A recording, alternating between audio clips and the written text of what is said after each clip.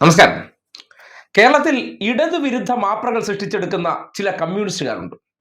ഏറ്റവും ലേറ്റസ്റ്റ് എപ്പിസോഡാണ് കുഞ്ഞികൃഷ്ണൻ. എന്താണ് ഇവരുടെ യോഗ്യത എന്ന് പറഞ്ഞാൽ, എല്ലാ കാലത്തും പാർട്ടിക്കകത്ത് നിന്ന് പാർട്ടിക്ക് വേണ്ടി എന്തെങ്കിലും സംസാരിക്കുന്ന സന്ദർഭത്തിൽ അതൊന്നും വാർത്തയായി മാറുകയില്ല എന്നവർ പാർട്ടിക്കെതിരെയുള്ള കോടാലിയായി മാപ്രകൾക്ക് മുന്നിൽ വരുന്നു.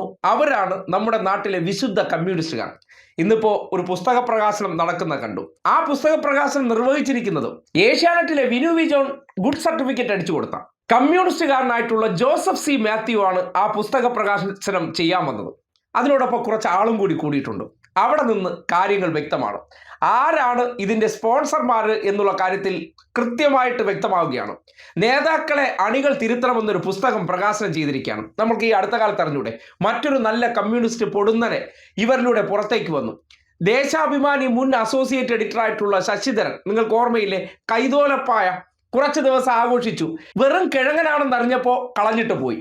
ഇപ്പോ പുതിയ എപ്പിസോഡാണ് കുഞ്ഞികൃഷ്ണൻ, നല്ല കമ്മ്യൂണിസ്റ്റ്. കണ്ണൂരിൽ സംഘികൾക്ക് വേരോട്ടം ഉണ്ടാക്കാൻ വേണ്ടി അദ്ദേഹം ചില വാഗ്ദാനങ്ങളിലൊക്കെ ചെന്ന് വീണ് ജോസഫ് സി മാത്യുവിനെ കൊണ്ടുവന്ന് അവരോടൊപ്പം തന്നെ കുറച്ച് സംഘപരിവാറുകാരെയും ഹാഫ് കോൺഗ്രസ്സുകാരെയൊക്കെ കൊണ്ടുവന്ന് കുറച്ച് ആൾക്കൂട്ടം ഉണ്ടാക്കി ഒരു പുസ്തക പ്രകാശനം നടത്തിക്കഴിഞ്ഞാൽ ഇവരാണ് നല്ല കമ്മ്യൂണിസ്റ്റുകൾ. നമ്മുടെ നാട്ടിൽ പറയാറില്ലേ, അതായത് ഈ പറയുന്ന നല്ല കമ്മ്യൂണിസ്റ്റ് സർട്ടിഫിക്കറ്റ് അടിച്ചു കൊടുക്കുന്ന മാപ്രകളുടെ വീട്ടിലൊക്കെ എന്ന് പറഞ്ഞാൽ, ഇവരെ വീട്ടിൽ പ്രശ്നമുണ്ടാക്കി ഒരാൾ പുറത്തേക്ക് പോയതിനു ശേഷം നമ്മുടെ അന്തിച്ചർച്ചകളിലോ നാട്ടിലെ ഇടങ്ങളിലൊക്കെ ചെന്നിരുന്ന് ഇവരെ കുറ്റം പറയുന്നവരാണ് ആ കുടുംബത്തിലെ മികച്ച വ്യക്തിത്വം എന്ന സർട്ടിഫിക്കറ്റ് കൊടുക്കുമ്പോൾ. എങ്ങനെ കുടുംബത്തിനകത്ത് പ്രശ്നം ഉണ്ടാക്കി പുറത്തേക്ക് പോയതിനു ശേഷം നാട്ടിൽ മുഴുവൻ നടന്ന് കുടുംബത്തെ തെറി വിളിച്ചുകൊണ്ട് നടക്കുന്ന വ്യക്തിയാണ് മികച്ച കുടുംബക്കാരൻ. ബാക്കിയുള്ള കുടുംബം എന്ന് പറഞ്ഞാൽ എല്ലാം മോശക്കാരാണ്. അതാണ് ഇവർ ഉപയോഗിച്ചുകൊണ്ടിരിക്കുന്ന തന്ത്രം. അതിന്റെ അടിസ്ഥാനത്തിലാണ് ഇന്നിപ്പോ കണ്ണൂരിൽ നടന്ന ആ ചടങ്ങിനെ കാണുമ്പോൾ തോന്നുന്നത്, ഒരു കോടാലിയെ കിട്ടി കണ്ണൂരിൽ എങ്ങനെ ഇൻട്രോഡ് ഉണ്ടാക്കണം. കാര്യം കണ്ടാലേ അറിയാം, ഉണ്ണിയെ കണ്ടാൽ അറിയാം ഊരിലെ പഞ്ഞു എന്ന് പറഞ്ഞ പോലെ എന്താണ് നല്ല മാർക്സിസ്റ്റ് എന്ന് ചോദിച്ചാൽ ഈ മാപ്രകൾ സൃഷ്ടിച്ചെടുത്ത നിങ്ങൾ നോക്കിയാൽ മതി. CR നീലകണ്ഠനെ ഇടത് നിരീക്ഷകനായിട്ട് ഇവർ ഇടയ്ക്കിടയ്ക്ക് അവതരിപ്പിക്കാറുണ്ട്. അതുപോലെ തന്നെ ജോസഫ് സി മാത്യു, ഒരു KM ഷാജഹാൻ, ഇങ്ങനെ തുടങ്ങി ഇവരുടെ ഗുഡ് കമ്മ്യൂണിസ്റ്റ് സർട്ടിഫിക്കറ്റ് പെട്ടവർ സമൂഹത്തെ സംബന്ധിച്ച് നോക്കുമ്പോൾ ഇത്രമാത്രം ശല്യക്കാരായിട്ടുള്ളവരുണ്ടാകില്ല.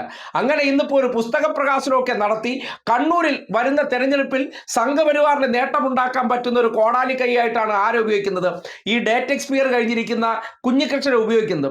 ഇപ്പോൾ അങ്ങ് മല മറിച്ച് കളയുമെന്നാണ് വിചാരിക്കുന്നത്. കാര്യം പാർട്ടിക്കെതിരെ ആയുധമാക്കാൻ പറ്റുന്ന ആരാണ്? കേരളത്തിലെ സംഘപരിവാർ അല്ലെങ്കിൽ വലതുപക്ഷ മാധ്യമങ്ങളെ സംബന്ധിക്കുന്നിടത്തോളം അതിനകത്തുനിന്ന് ഒരാളെ കിട്ടിയാൽ അയാൾ പറയുന്നതെല്ലാം സംഭവ ബഹുലമായി അവതരിപ്പിക്കും. ഇന്നലകളിൽ ഈ പാർട്ടിക്കകത്ത് നിന്ന് ജില്ലാ കമ്മിറ്റി അംഗമായിട്ട് എന്തെങ്കിലും ഒരു കാര്യം പറഞ്ഞാൽ വാർത്തയാകുമോ? ഒരിക്കലുമില്ല. ഈ അടുത്ത കാലത്ത് തന്നെ കണ്ണൂരിലെ മറ്റൊരു DYFI നേതാവ് പുറത്തിറങ്ങി പാർട്ടിക്കെതിരെ പ്രതികരിച്ച സന്ദർഭത്തിൽ വലിയ വാർത്താ മൈലേജ് ഉണ്ടാക്കിയതാണ്. അതിന്റെ മറ്റൊരു വേർഷനാണ്. അല്ലാതെ ഇതിനെ കൊണ്ട് അവിടെ 10 പൈസയുടെ ഗുണമുണ്ടാക്കാൻ പോകുന്നില്ല. പക്ഷേ കേരളത്തിൽ ആകമാനം കമ്മ്യൂണിസ്റ്റുകൾക്കെതിരെ ധൻരാജ് ഫണ്ട് അല്ലെങ്കിൽ രക്തസാക്ഷി ഫണ്ടുമായി ബന്ധപ്പെട്ട് ചില പുകമറകൾ സൃഷ്ടിക്കാനായിട്ട് ഈ കോടാലി കൈയെ ഉപയോഗിക്കാം. അല്ലാതെ വ്യക്തി എന്നുള്ള നിലയ്ക്ക് നോക്കുകയാണെങ്കിൽ ഇതുപോലുള്ള കെടുതികളെയൊക്കെ പാർട്ടിയിൽ നിന്ന് അടിച്ച് പുറത്താക്കാനുള്ള സമയം കഴിഞ്ഞിരിക്കുകയാണ്. ഈ റിബൽ മൈൻഡ് എന്ന് പറയുന്നത് എതിരഭിപ്രായമുള്ളവരെല്ലാം മോശക്കാരെന്നല്ല, പക്ഷേ അധികാര കേന്ദ്രങ്ങളിൽ എത്താൻ ചില താല്പര്യത്തോടുകൂടി നേതൃത്വമെല്ലാം മോശം, ഞാനാണ് നല്ല കമ്മ്യൂണിസ്റ്റ് എന്ന് വിചാരിക്കുന്ന ഇതുപോലുള്ള പല കെടുതികളെയൊക്കെ അടിച്ച് പുറത്ത് കളഞ്ഞാലേ ഈ കമ്മ്യൂണിസ്റ്റ് പാർട്ടി ഒന്ന് ശുദ്ധീകരിക്കപ്പെടുള്ളൂ. ഇത്തരം കാര്യങ്ങളൊക്കെ എത്തേണ്ടടുത്ത് എത്തുന്നതാണ് നല്ലത്. ജോസഫ് സി മാത്യുവിനെയൊക്കെ പോലെ കൊണ്ടുവന്നിട്ട് സംഘപരിവാർ അല്ലെങ്കിൽ ഏഷ്യാനെറ്റ് സ്ഥിരം അവിടെ മാസപ്പടി കൊടുത്തിരിക്കുന്ന ഈ വിവരക്കേടുകൾ, മുൻപ് VS അച്യുതാനന്ദനോടൊപ്പം ജോലി ചെയ്തിരുന്നു, അതുകൊണ്ട് ഞാനാണ് ഉത്തമ കമ്മ്യൂണിസ്റ്റ് എന്ന വിനു വി ജോണിന്റെ സർട്ടിഫിക്കറ്റ് വെച്ചിട്ട് നാട് നീളെ സ്വയം കമ്മ്യൂണിസ്റ്റ് നടക്കുന്ന അല്ലെങ്കിൽ ഇടത് നിരീക്ഷകൻ നടിച്ച് നടക്കുന്ന ഇതുപോലുള്ള കെടുതികളൊക്കെ എന്താണ് ഉദ്ദേശിക്കുന്നതെന്ന് അരിയാഹാരം കഴിക്കുന്നവർക്ക് മനസ്സിലാക്കാം. അതുകൊണ്ട് കുഞ്ഞികൃഷ്ണനെ വെച്ചിട്ട് ഇപ്പോ ഇടതുപക്ഷത്തിനെ അങ്ങ് ആക്രമിച്ചു കളയാം, ഇടതുപക്ഷത്തിനെതിരെ ഇപ്പോൾ എന്തെങ്കിലും വലിയ നീക്കം നടത്തിക്കളയാമെന്ന് ചിന്തിക്കുന്നവർ ഈ ആശയം കുഞ്ഞികൃഷ്ണൻ സൃഷ്ടിച്ചതല്ല. ഇതിൽ നിന്ന് പുകഞ്ഞൊരു കൊള്ളി പുറത്തേക്ക് പോയെന്ന് കരുതി ഒരു ചുക്ക് സംഭവിക്കാനില്ല. പുകഞ്ഞത് പുറത്തു പോകേണ്ടത് തന്നെയാണ്.